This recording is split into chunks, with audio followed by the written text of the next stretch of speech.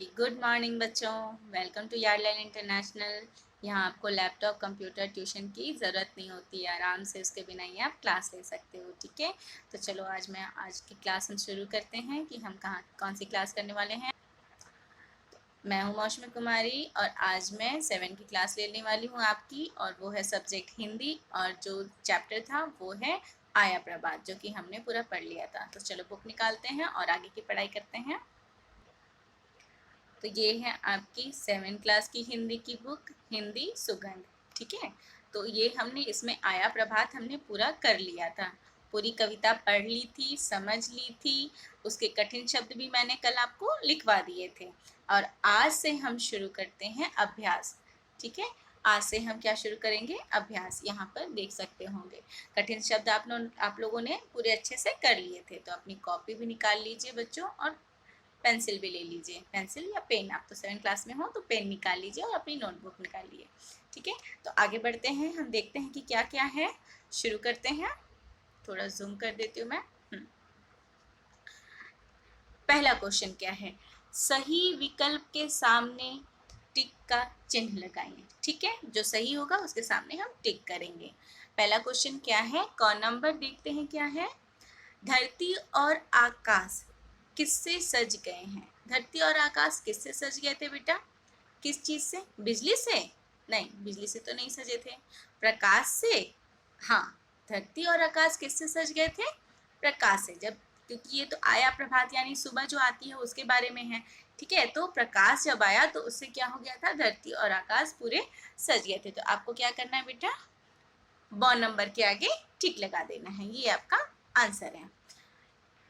फिर देखते हैं ख नंबर क्या है।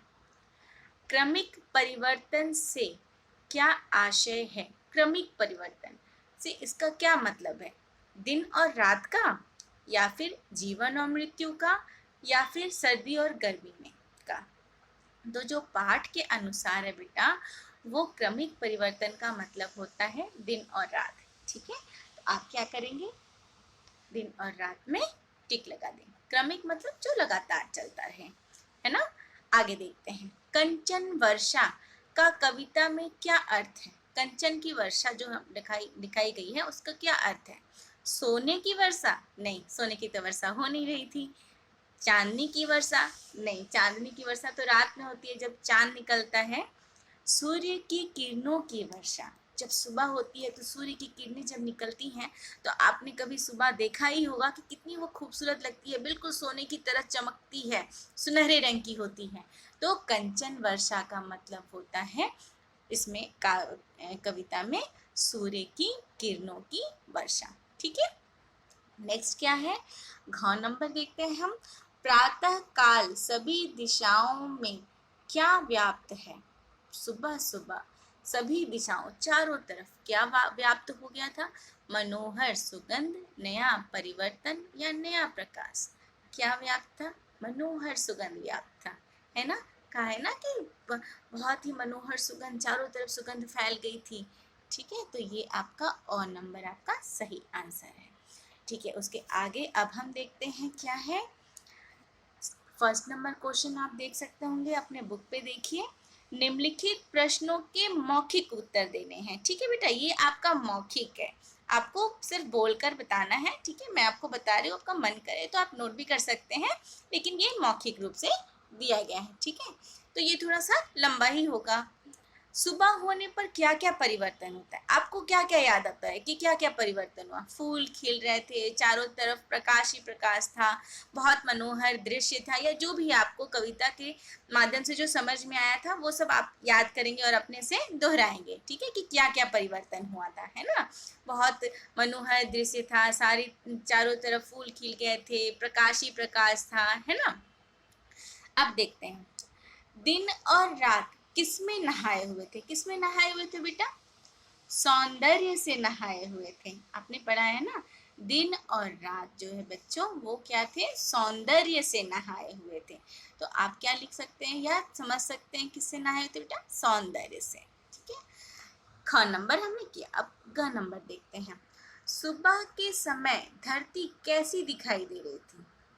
अब बताइए कैसी दिखाई दे रही थी? सुबह सुबह जब हुई थी तो धरती हमारी कैसी दिखाई दे रही थी? आपको याद आ रहा है पाठ का कुछ, कि धरती हमारी कैसी दिख रही थी? याद करके बताइए। तो आपको याद आया कि आपने क्या, सुबह सुबह आपको के समय धरती कैसी दिखाई दे रही थी बच्चों? सुबह सुबह धरती बिल्कुल नई सी दिखाई दे रही थी, लग रहा था सब कुछ नया हो गया है। ठीक है ना? और लास्ट क्वेश्चन है आज के लिए, सभी दिशाओं में पर प्रभात का क्या प्रभाव पड़ा था? जो सुबह थी उसका सभी दिशाओं में क्या प्रभाव पड़ा था? चारों तरफ क्या हुआ था? मनोहर और सुगंधित, जो सुगंध थी वो फैल गई थी चारों दिशाओं में, मनोहर और सुंदर सुगंध फैल गई थी। ठीक है, तो आज का ये आपका टास्क था जो हमने आज किया। ठीक है, कौन कौन सा किया बेटा? हमने ये वाला कर लिया और ये कर लिया। ठीक है, तो आज के लिए मैं कुछ होमवर्क्स दे रही हूँ, आपको लिखना है उसे और कंप्लीट करना है। ओके, देखते हैं क्या क्या होमवर्क है।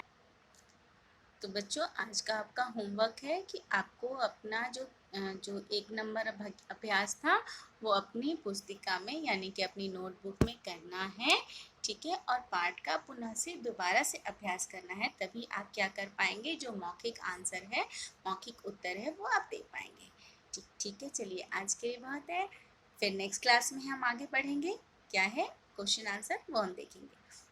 Bye, take care and be safe. Thank you.